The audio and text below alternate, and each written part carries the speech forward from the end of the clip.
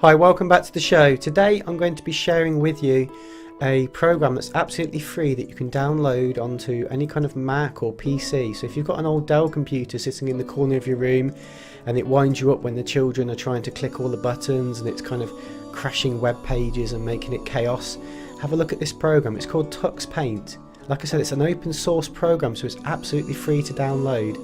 And what I absolutely love about this program is it has some teacher settings that will really make your life much easier. It looks like a basic kind of painting program, but when we have a look a bit closer, it's got these amazing stamps. Frog. So these extra sound effects that the children can use are really nice. Lots of bright colours. Not many buttons that can accidentally click to take them out of the program. Duck. Teacher settings are great. What you've got here is you can select all the users from this first section. I would suggest going to full screen, which will block out any other apps. If you go to mouse and keyboard settings, I recommend that you can change it so there's no button distinction, so it doesn't matter if they click the left or right mouse. You can set up where you want it to print. In the saving section, you want to choose what directory you want it to automatically save their work, or when they click save, it will save, so you can open up a folder and have a display of all their work. Really simple, just click apply. So here are some ideas I've got.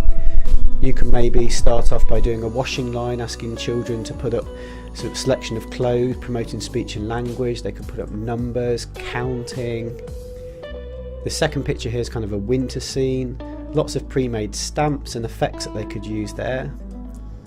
This one's a poppy theme, like Remembrance Day, with some little soldiers. Lots of questions that could be asked here, lots of sustained chair thinking you could use. This one's all about healthy eating, maybe counting how much food is on each plate, separating and sorting food. This one's like a car theme. Maybe they could draw some cars, rotate the cars, count the cars.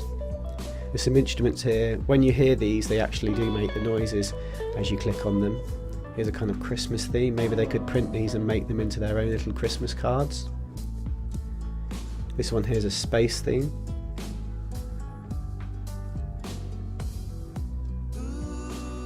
And some of them are into football and games. They might want to do their own little poster.